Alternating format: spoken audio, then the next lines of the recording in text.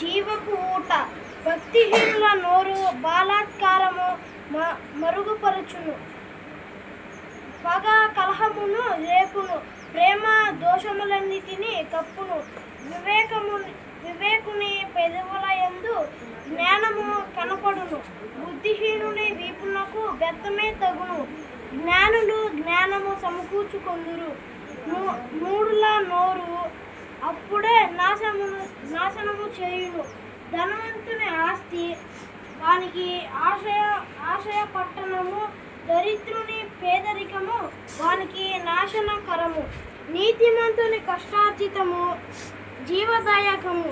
భక్తిహీనునికి కలుగు వచ్చుబడి పాపము పుట్టించును.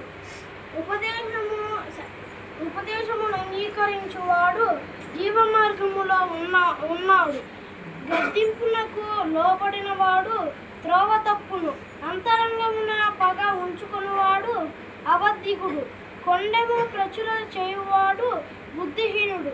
విస్తారమైన మాటలలో దోషముండక మానదు. తన పెదవులను మూసుకొనివాడు బుద్ధిమంతుడు. నీతిమంతుని నాలుక ప్రశస్తమైన